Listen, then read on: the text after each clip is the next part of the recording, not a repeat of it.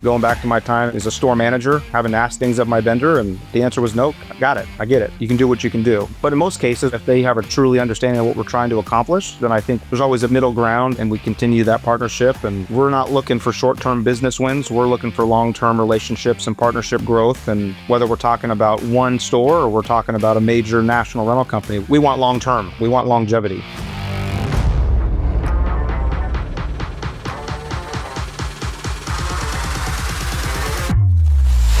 Hey everyone, welcome to Beyond the Build, the podcast where innovation meets collaboration in the world of construction. We bring together thought leaders and industry experts to explore the cutting-edge ideas transforming construction equipment, supply chains, building materials, and workforce productivity.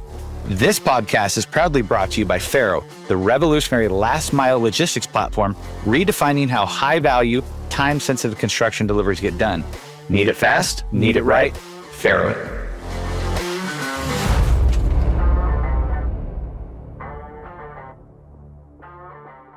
Hey everyone, today we're joined by Ben Bradshaw, a seasoned leader in construction sales and equipment rental, whose career is a true testament to the perseverance and strategic growth. Starting in foundational sales roles, Ben steadily climbed the ranks to become a recognized leader in the industry, now serving as the Executive Vice President, North America Sales at Genie. He has consistently built robust sales teams and forged successful partnerships that drive substantial revenue growth. Today, we're going to explore his early career experiences, the challenges he overcame, and some key moments that set him on the path to leadership. Ben, can't thank you enough for being here. Welcome to Beyond the Build. I wouldn't mind jumping in with a question, because I don't know you from Adam, Ben. I know you on paper, a little bit of what Scott shared with me and kind of what some of the research that's been done, but it seems like you have a pretty heavy background in this industry in a variety of roles. And something that I'd like to know is, with all that experience comes knowledge and understanding.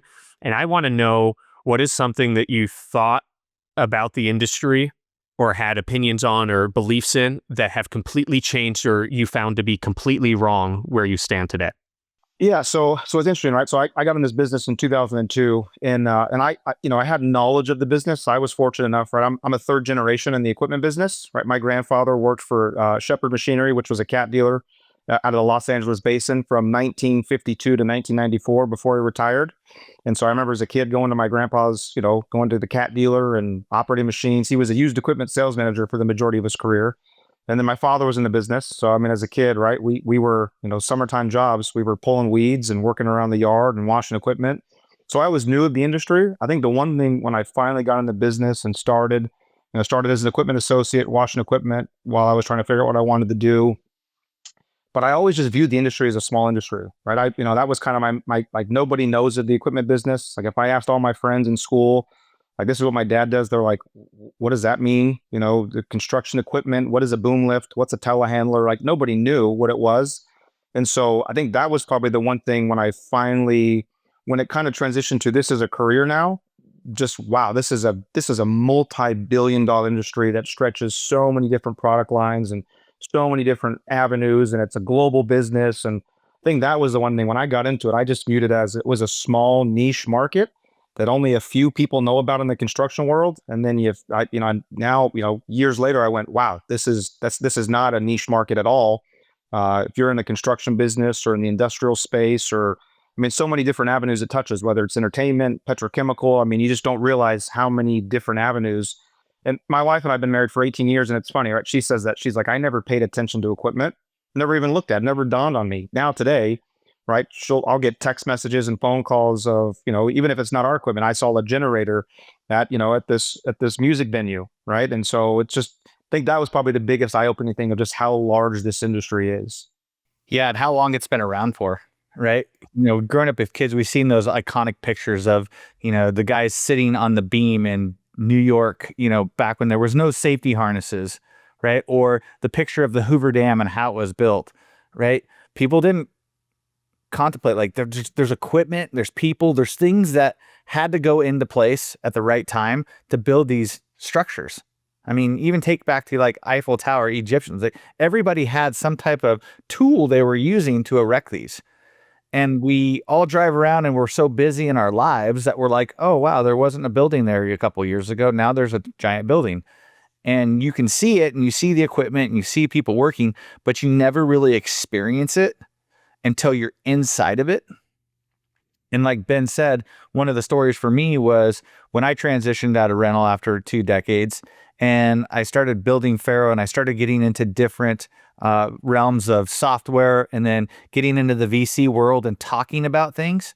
I was shocked too, Ben, where people didn't even understand the industry, where I would say, oh yeah, I was in rental. And they're like, oh, so like tables and chairs, like they think party rental.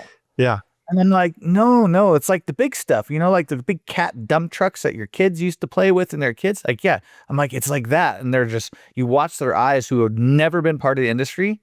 And they're like, I didn't even understand. I just thought it was tables and chairs and party stuff. And to Ben's point, no, these are billion-dollar organizations servicing trillion-dollar infrastructure and construction projects. Yeah, I've got a dealer catalog from September 1970 on my desk that my grandpa was featured in, right? So you think about that. It was 55 years ago. And the article is about a customer had a need and Shepherd Machinery and Cat came up with this need and solution for him. And so you just think about that, right? To your point, Scott, it was 55 years ago that was published and it's still on my desk and it's relative. You read that article today and how they came up with listening to the customer and then, getting the engineers and getting the actual, R&D together and come up with a solution. It's no different than what we do today, 55 years later. I mean, think about the industry. So now Genie, I think, what's the largest, tallest boom that you guys make? 180. 180. In 1955, what do you think the highest platform that was serviced at that time was? Yeah, I couldn't even begin to tell you. I mean, it was probably maybe a 40-footer at that time. Maybe. Maybe. I was maybe like, maybe not 55. I'd pretty for them all. 24-foot extension ladder. Yeah. Yeah. It's it's interesting that, again, but, think about 55 years ago, like when my grandfather was doing it, right? I mean, having to explain that job to people. I mean, that's probably even more so of, what do you do? I work for a dealership that sells construction equipment. Who do you sell it to? And it's interesting how and a lot of things have changed, but in a lot of ways, things have stayed the same. Sticking to that idea of partnerships, and kind of how you change what you need to make the customer happy, to find the new needs that exist and make solutions there. I'm curious, in your view, what do you feel defines an exceptional partnership? And like focusing on what are the real non-negotiables? What are the things that really make that long-term value versus that short-term win? Yeah, I think of partnerships, I think it's truly that, right? I mean, it's a two-way street in a partnership, right? There's going to be asks and needs on both ends of that partnership. And I know it kind of sounds cliche, right? But I've always viewed, when I was in the rental business, right, my best partnerships were ones where it was a truly transparent, right? I'm going to tell you what I need and be honest and open. And I expect the same, kind of in that same relationship. And there's going to be times you're going to have to tell me no. And that's acceptable because it's a partnership. And there's going to be times I'm going to tell you no. And you keep coming back. And it's no different than a relationship, right? If JP, if you and I are best friends and you say, hey, let's go to the movies on Friday night, and I say no, your response can't be, well, then I'm not going to be friends with you anymore, right? The friendship's over, right? That to me is a partnership, and I view it as just that, right? There's going to be times where help me understand your business, right? I should be listening more than I'm speaking in a partnership, and I think in a lot of cases it goes the other way too, right? That partner should be asking the same things. What about your business, and help us understand your business and how we can work together. And I think the reality of a good partnership is just that, right? Let's tackle a solution together. Let's work on it together. Let's come up with a solution that takes care of the end user, which is their customer, from an OEM's perspective. And we want to be part of that. And that really goes back to thinking about Genie. That goes back to our foundation, how we were started, right? We've always been focused on what is the need that our customers have. We want to work to find a solution. We want to be innovative to make sure that our customers have the solutions, and we've done that every step of the way for the last 60 years, right? It's really about coming up with an idea, being easy to do business with, right? Having a quality product that our customers, can take to the field and work with, and then know that they can come back to us as needs and environments change. And We started with one product, and you fast forward, years later. I mean, those products continue to morph into other products, whether we're talking boom lifts or scissor lifts or telehandlers. But it's always came down from a partnership and a conversation with our customers. Here's a follow-up to that. So we find that there's often tensions between those short-term, deals, when you're making those short-term deals versus those long-term partnerships, building that value.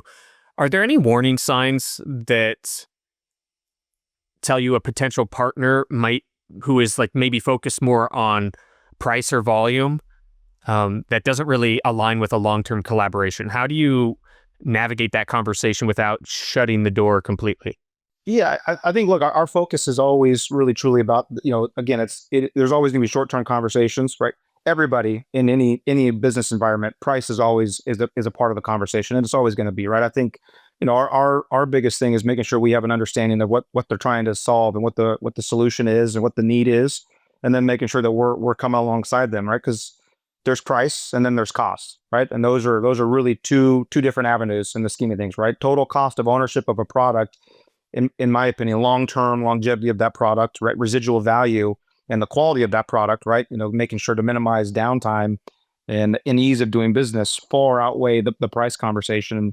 So I don't ever say there's tension in short-term and long-term goals. I think it's really just a matter of making sure that we're engaged in those conversations and we're having them. And again, it goes back to that partnership of, there's going to be asks on both sides of the street. The customers are going to ask us some things, and we're going to ask our customers some things, and that's what makes truly a good partnership. And that's the way I've always viewed it, from going back to my time as a store manager, having asked things of my vendor, and the answer was no. Got it, I get it, right?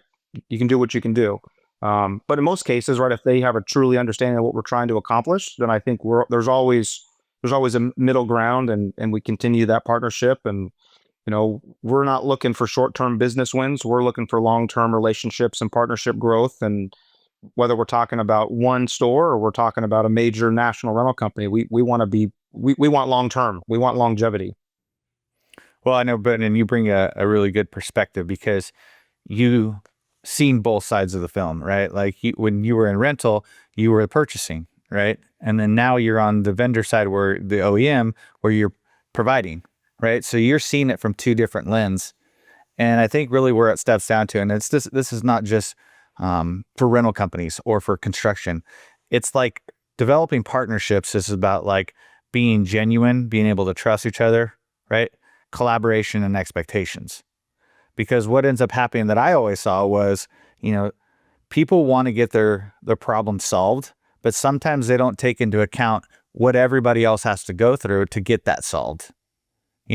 Perfect example is contractors. They're juggling a lot. Ben, you remember this. We would get the phone call at 4:00, 4:30, and I need something at 6 a.m. And it wasn't just one contractor, it was like all of them. So their impression is like, yeah, they have it all on the shelf or all in the yard, washed ready with a bow on it, waiting for my call. Right?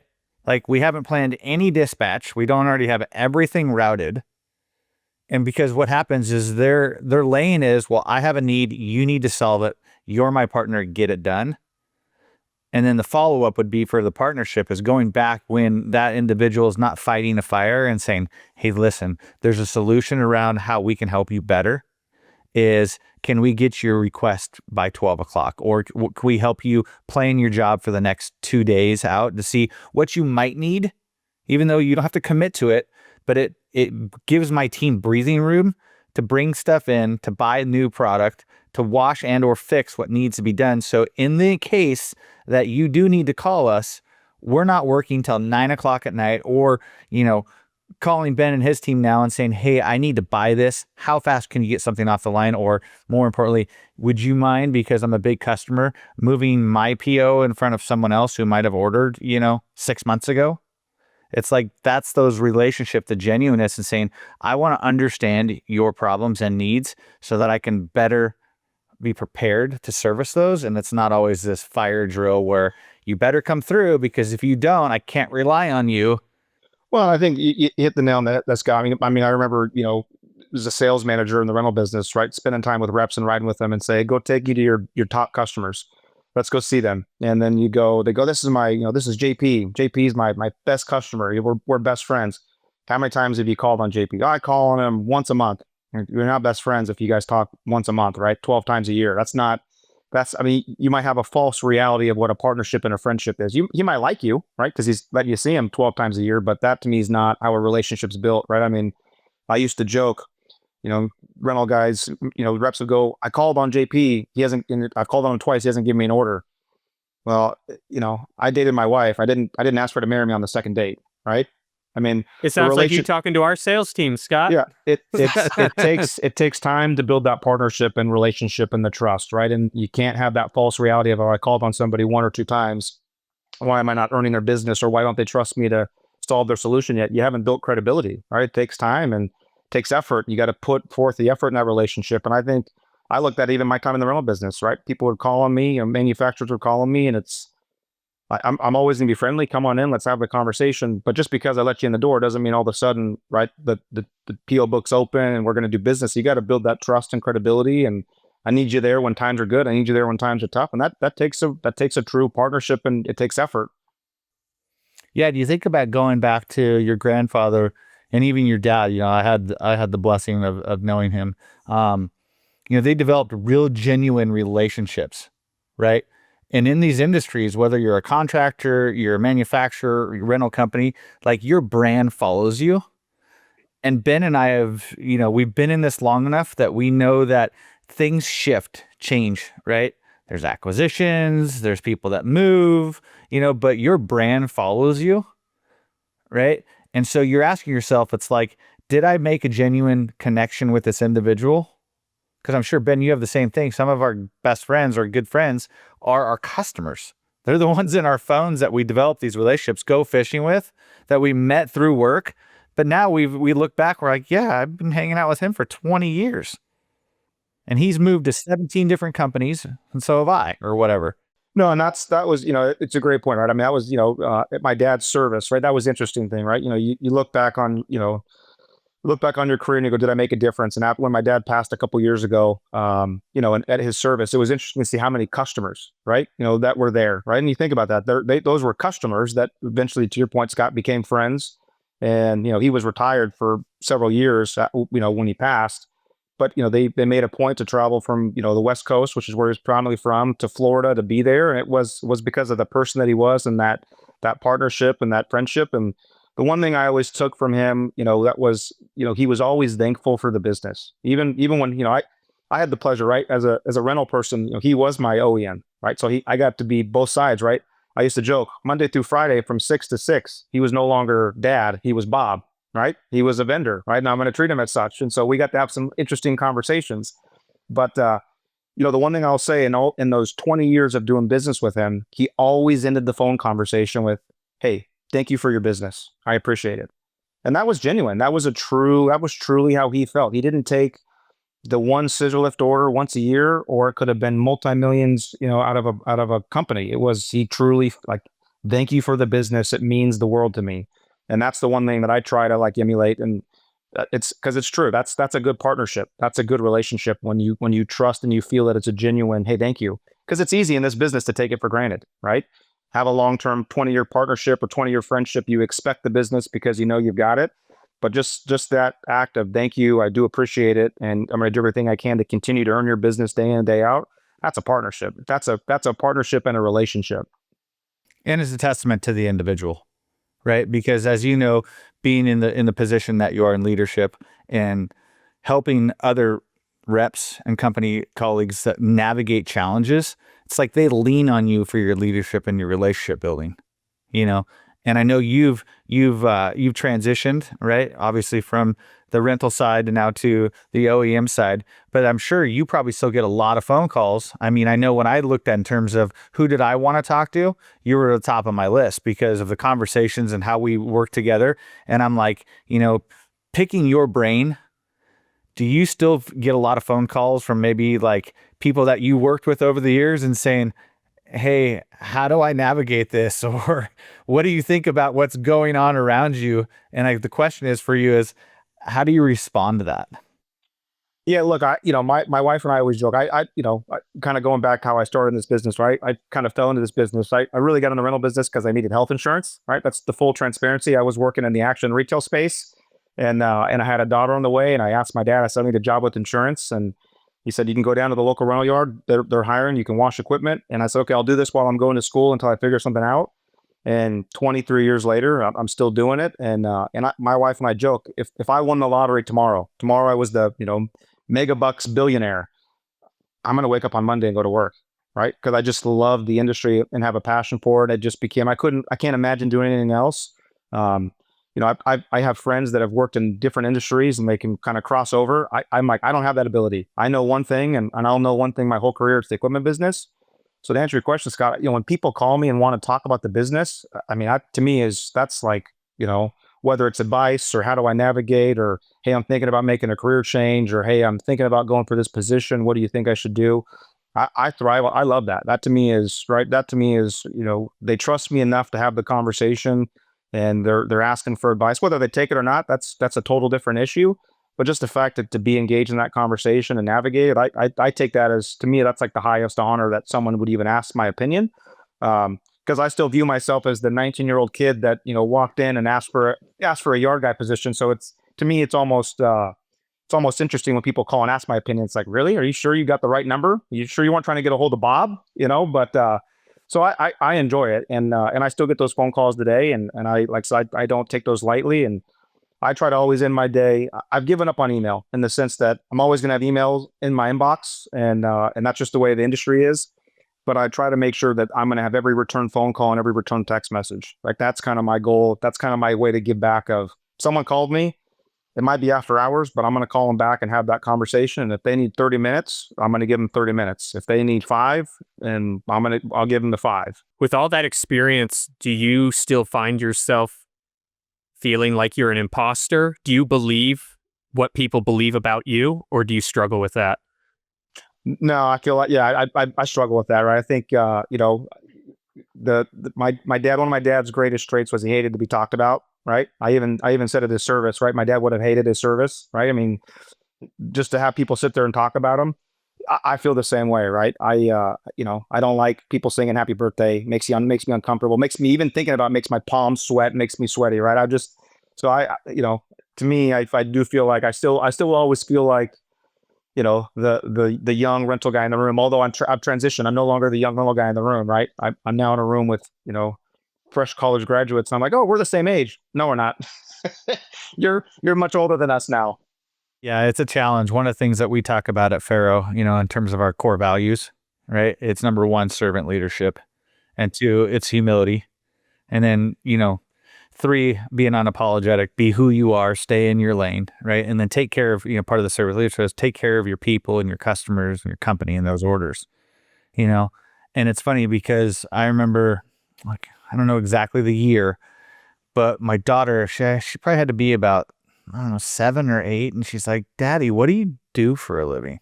Right. And she'd been to the rental yard and I took her and stuff like that. And I had to sit and I pondered it for a second. And I was like, well, I think I could break it down to 2 things. Number 1 is I simplify complex situations.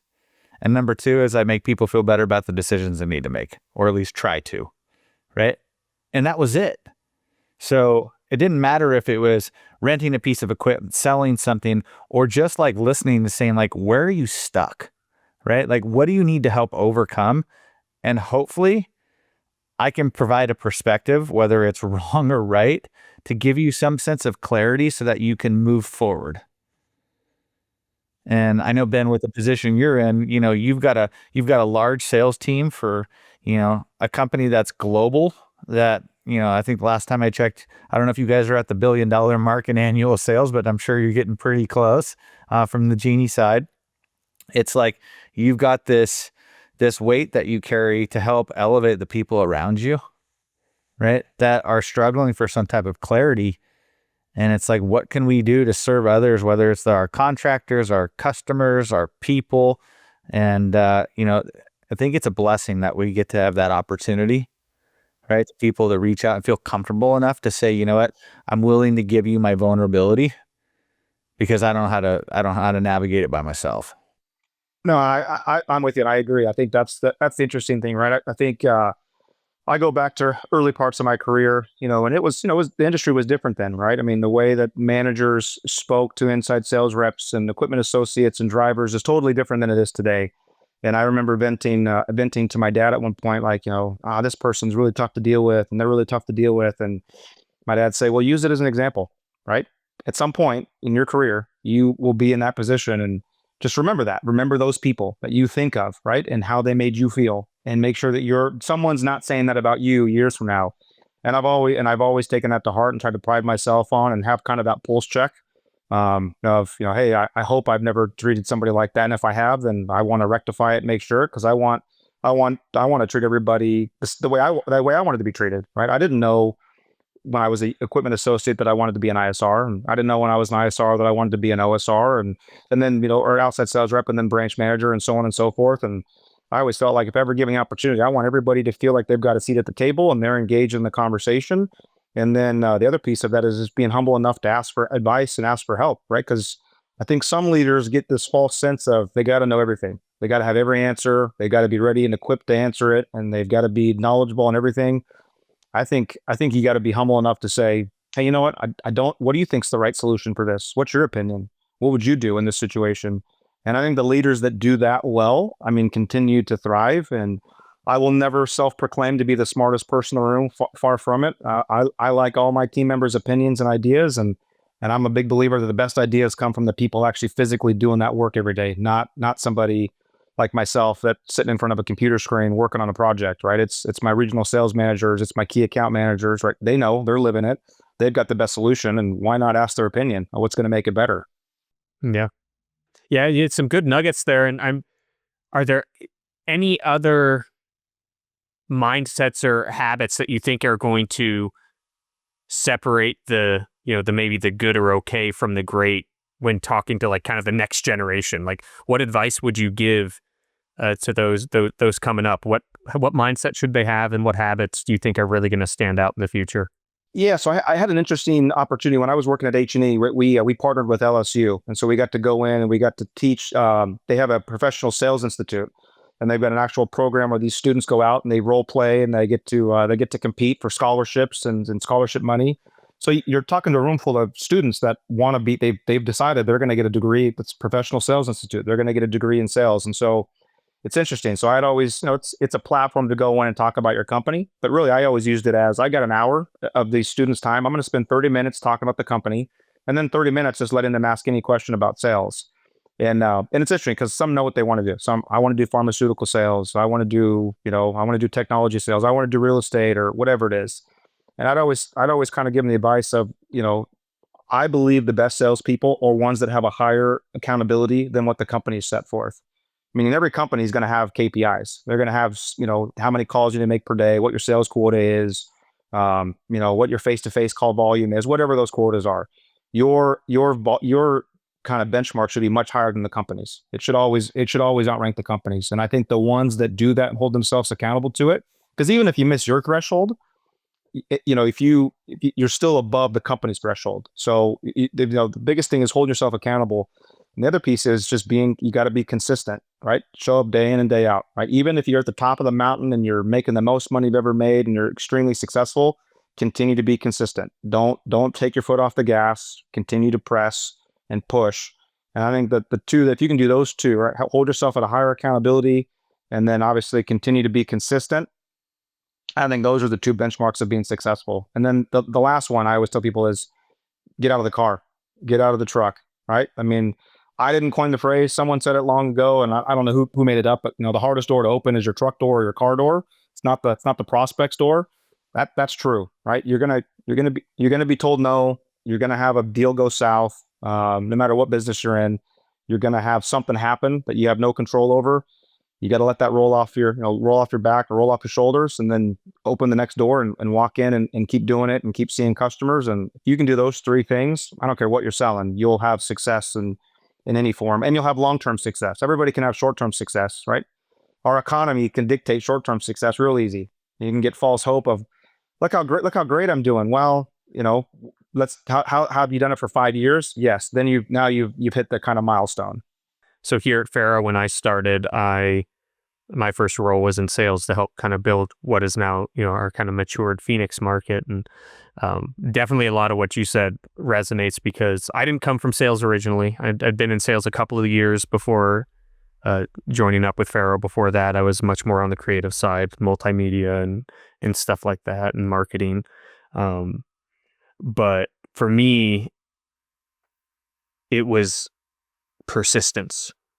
Like that was like kind of always my mantra, is that, be a dog with a bone. Like, do not let it go. I love that I hadn't heard, like, just get out of your car. Don't, I like that because that is a perfect mindset. And for me, it also means like, it's not just about calls and emails. It's getting on your feet and walking through the door and handshaking, having some face-to-face time with folks. Look, in sales, I don't care what you're selling. Sales it's a tough. I mean, it's a tough job. Everybody thinks it's, I joking. Everybody thinks it's playing golf and eating lunches or dinners. It's a tough job, and I always tell people the easiest way to get over whatever problem you have no control over, right? Because there's gonna be things that you have no control over. You can't do anything to solve it. You can't do anything to fix it. It could be an organizational issue, could be an industry issue, could be a customer issue. Easiest way to get over it is get in front of the next customer, right? Because you can't sit and stew on it, right? And worrying about it, sitting there stewing on it's not going to change anything. One of my favorite sayings, I think Scott and I have this conversation, one of my favorite sayings is, worrying's like a rocking chair. Gives you something to do, but doesn't get you anywhere. Yeah, that's absolutely true. And it's amazing how one negative, like, so I'm going to take 2 steps back because I just had another thought too. But so I think that happiness is a mindset. Like, the person responsible for your happiness is you, ultimately. These things that are coming at you, you get to choose how you react to them. Sometimes it's tough to control that about yourself. And that kind of relates to this, where you have a bad sales interaction. You can allow that to dictate the rest of your day or your week or your month or your career. But the same is absolutely true for those positive interactions in which you choose to give energy to. And that idea that inside you are 2 wolves, and it, the one that leads to sadness and anger, and then the one that leads to happiness and prosperity. And it's up to you to choose who you feed. So yeah, a lot of that resonates. It took a long time in my sales career to figure that out, right? I mean, at the very beginning of my career, I did take some of that stuff, to your point, JP, personal. Like, I can't believe they're not doing business with me, or why are they doing business with this person? And what kind of put it to light for me, and I'm not even sure why I'm going to share the story, but I'm going to share it because Brad Barber at H&E, this is his favorite story. But I called on a customer. I'm not going to mention the customer's name because he's still in business. But I called on a customer, and I was calling on him one day. I'd been calling on him, been getting business from him. They were kind of a mid-sized contractor. Things were going well, no issues. I called on him one day, show up at his office, and hey, how you doing? Good to see you. I want to touch base on your airplane project. And in the conversation, he goes, hey, if I continue to do business with your company, do I have to do business with you? I said, no, you can do business with whoever you want to do business. He goes, okay, I do you want to explore that? He goes, I'd like to explore that. I said, oh, okay, well, did something happen? He goes, no, nothing happened at all. I just would like to talk to another rep. I said, okay. I said, well, I'll go to my office and I'll figure it out, and I'll get it going. So I hop in my truck and I'm driving, and I'm having this thought of, I mean, that's weird. Something must have I must have said something to offend him. Like, how could he not like me? Right? I mean, these are all the thoughts I'm having, right? I'm a likable guy. I'm getting this business. I don't get it. So I call him back. Say, hey, I just want to touch base. I'm having a hard time. Something must have happened. I must have done something. Just help me and help me learn from this experience. What could I have done better? He goes, listen, I like you. You answer your phone. You're responsive. I've had no issues either. Your equipment. You seem like you're a really good rep. But every time you speak, I just think about punching you in your face. Gosh. So, well, that's the problem. And I'm going to have to get you a new rep. And I drove to the office and I told my store manager and said, this gentleman does not want to do business with me. He loves the company. He just wants another rep. And my boss didn't believe me. And so my boss picked up the phone and called him. And this individual reiterated the same story, right? And just said, no, I like Ben. He seems like he's probably your best salesperson. But I just personally, he rubs me the wrong way. I don't like him. And so that was a good lesson to learn at a young age, that like, there's going to be times in your life where you could do everything right. And it's just, you're just not the right personality and the right fit for that person. And I had to go home and really reflect on that, because I took it personal, and it's not personal. I wasn't the right person for him. We retained the business. The other rep had a phenomenal relationship with him, and at the end of the day, we won as a company. I might have not won it as an individual, but it wasn't about me. It was about the team. And I think sometimes in sales, we want to take it personal. Everything's a personal, oh, they're not doing business. Like, well, hey, maybe it is. Maybe we need to get somebody else involved, and that's okay too.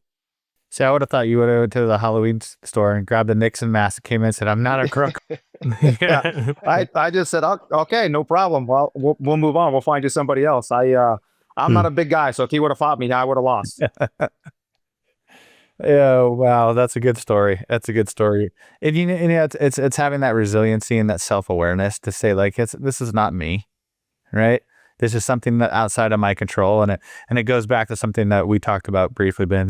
Like you said, the rocking chair, and JP, great points about happiness. And it's like I tell my kids all the time, it's like fear and faith, two interconnected emotions, because both require you to believe in something that hasn't happened yet.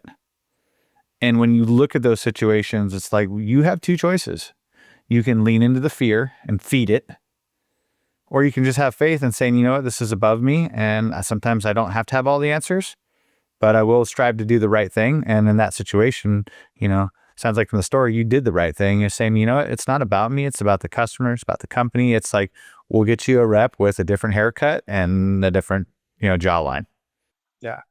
Well, and look, I say that now. It took a long time to get over that, right? I mean, it sounds a lot easier now. I mean, I think I probably spent 3 months stewing on that. And then to say that I didn't lose some confidence calling on some other customers, and you start to have that self-doubt and question, well, do any of the customers like me? Are they just doing business with me because of the name behind, the name on the shirt? And then you just have to kind of, like I said, you kind of have that moment of like, okay, right, I need to go back to my core beliefs of I'm going to hold myself accountable. I'm going to get in the field. There are going to be customers that do business with me because of the name on the shirt. There's going to be customers that do business with me because of me. And I can only control what I can control. And that's all we can do in sales, right? Well, let me ask you this too, because I want to bring up some things that I think a lot of people in this industry, especially where you came from, are all kind of looking and watching. I mean, we see acquisitions. You and I have been through probably 250 of them through our career, right? There's some very big ones that just transpired, and I'm sure there's maybe more to come. I don't have a crystal ball, but a lot of times, whether it's the contractor, whether it's the people, you've heard this, all right, and you even mentioned it indirectly. It's like the name on the shirt, the color of the machine, right? I mean, even your industry, whether it's, some of the competitors, it's like, well, what is it? Is it the orange one? Is it the blue one? Right? Is it the red one? It's like, how do you help your people steer and navigate? Let's say, for instance, they were at another company and they have had to change the shirt, but yet their brand or their face they're presenting to the customer is very likable. But guess what? The tag on the shirt, they don't like, right? Like, what do you tell people when they're steering over and saying, hey, I didn't have any control over this.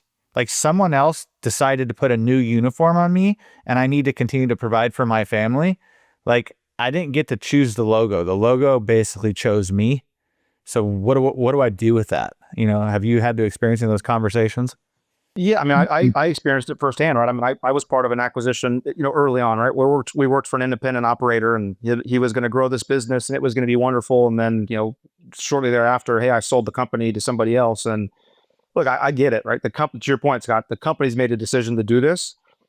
To me, it goes back to you can control what you can control, right? And I think there's really two brands at play, right? There's the company brand, right, which is obviously in the rental world, that's the equipment that's in the yard that you're renting, and the brand and the marketing.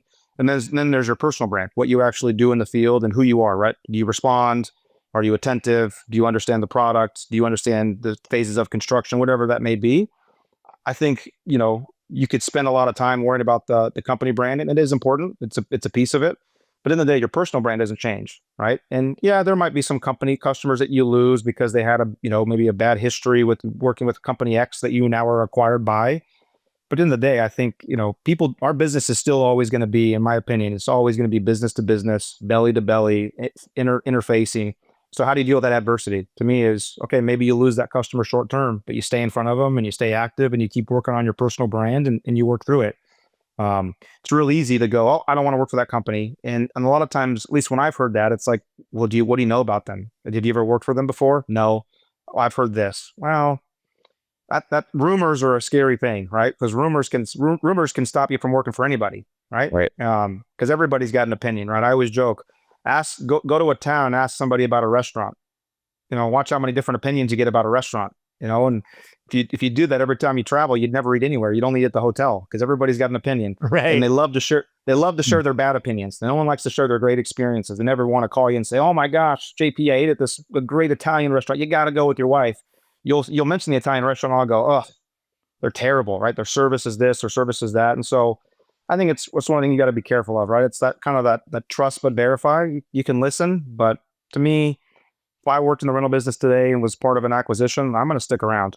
I'm more going to focus on my personal brand and continue to stay in front of my customers and do what I'm supposed to do, which is, take care of customers, answer my phone, and put fleet on rent. That's the way I'd be focused on it. It's one thing I've always respected about you is just how authentic you are. It's the genuine conversations we've always had.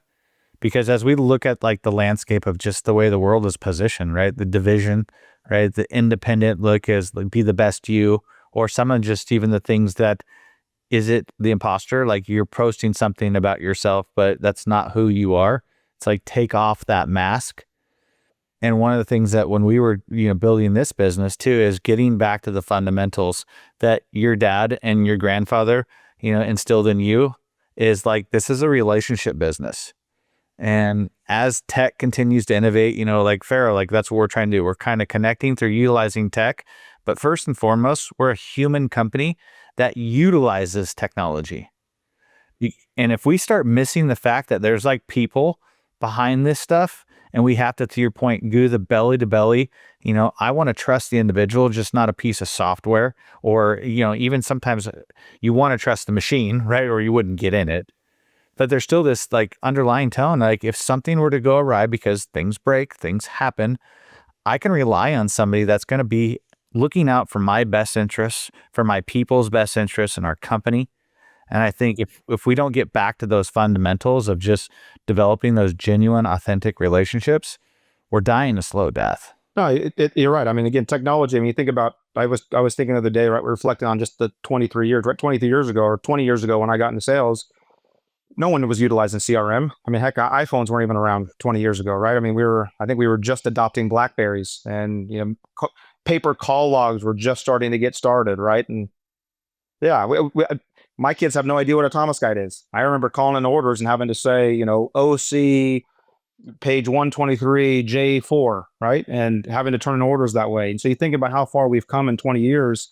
And technology is great, right? We've got so many more data points that we need to have, and customers are educated on if their fleet's on rent or not on rent, or where it's located, or all those things. But at the end of the day, our core business of answering your phone, being in front of a customer, easy to do business with, right? All the things that I believe, which drove me to Genie, right? Is those things, right? Ease of doing business, total cost of ownership, and a quality product, and listening to our customers. I mean, that's going to continue. That's how I feel like I've started my career, and that's how I feel like I'm going to continue in my career. Technology might continue to update and get better, as it will, as we've seen, and it'll accelerate. But those things won't change, right? And they shouldn't change. Yep. Well, hey man, wrapping up. I know we've had you for about an hour. Is there anything else that that you wanted to let people know that we haven't touched on about you, company, anything? No, I think, listen, I find myself blessed, right? I mean, I started in this business on the rental side and was, focused on the rental business. My dad worked at Genie for 22 years. So I feel like I grew up here. And so it is interesting, right? The kind of the full circle moment of, right, being at Genie today and where it's at. And I've had the pleasure of being around Genie from when it was the original three, individual owners to Terex owning it. And it's interesting, right? To now kind of be behind the scenes and see what an OEM looks like, and having the introspect of a rental business and what rental customers want. So I'm excited what the future looks like, right? All those things, right? We're focused on building a brand that has quality products that, look for solutions for our customers. We want long-lasting partnerships where customers, when they think of us, okay, we need to solve a solution, pick up the phone and call Genie. They're going to listen to us and work through it. And ultimately, the biggest thing is just ease of doing business, right? We want to be the partner that's easy to do business with. And when you buy our products, you know that you've got long-term total cost of ownership. And so for me, I'm excited to be here. Like I said, again, full circle moment with my dad working here. And actually, my uncle worked here for over a decade as well on the CAT team within Genie. So I'm just excited and interested and again, love this business and look forward to seeing what it looks like 5 years from now and 10 years from now. And if I'm lucky, 20 years from now. One, I'd like to ask potentially the last question here. What advice would you give yourself when you were just starting out with all the knowledge you know? If you had to like shorten it into one line, maybe two, what would you tell yourself as you're just starting out? Yeah, that's a good question. I think the advice I give myself, going back when there was a period of my career where it really got to the point of what's next. And the analogy that I gave my kids was, you think about it as a kid, right? My kids are older now, but when they were younger, you're so excited for Halloween. Halloween happens. And then what's the next holiday you're excited for? It's Christmas. Kids don't care about Thanksgiving, right? They just focus on getting through Thanksgiving so they can get to Christmas, right? And the reality is that I kind of viewed some steps in my career as just that. All right, I got to here. I really need to get to there. Well, there's something in between that I need to focus on and really relish and enjoy, because when you're there, you're not going to go back, right? And so I guess if I could give myself some advice is just enjoy every position you're in. Don't worry about what's next. What's next going to come, whether you're ready or not, and whether it's 3 years or 5 years, but just enjoy where you're at, because when you move on, right? You want to look back on that time and have really good memories and fond and that kind of stuff. And I think there was probably times in my career where the next step was more important than the step that I was in, and probably missed some really good opportunities to just sit back and enjoy it and relish in that role. So that's the advice I give myself is, and that'd be for anybody that's starting their career. Enjoy where you're at, really take into account what you're doing, who you're doing it with. Because when you move on to the next role, you're on to the next role. And even if you're an OSR that moves into a branch manager and you're like, I'll never forget where I came from, your circle then becomes all the other branch managers and then district leadership and whatever those roles are. That's just what naturally happens, right? And so enjoy where you're at. It's good. Yeah, it's great advice. Great advice. Well, great, Ben. It's been fantastic having you, just learning all sorts of cool, just nuggets of advice, I think, in this podcast is my huge takeaway, is that like it's really shining through kind of the positive experience you had, and hopefully that those listening are paying attention. I think a lot of good came out of this. This was fantastic. Thanks again for being on. I enjoyed the conversation. I was excited about getting to talk to you with no additional distractions, whether it is like at a booth somewhere, people start, grabbing our attention. So thank you for making the time for us. No, absolutely. I appreciate it. Thank you. See you, everybody. Let's wrap that up. Well, everyone, that is a wrap for today's episode of Beyond the Build. We took away some real valuable lessons and insights, and I hope that you did as well. If you enjoyed this episode, we would ask that you subscribe so you can never miss an update. If you're a thought leader looking to innovate in the construction industry, let's talk. We'd love to connect and hear your thoughts. You can find Beyond the Build on Spotify and Apple Podcasts, plus anywhere else that you listen. And if you'd like to learn more about how Faro is changing logistics in the construction industry, please visit our website at faronow.com. Once again, thanks for tuning in. And until next time, be humble, serve others, and make an impact.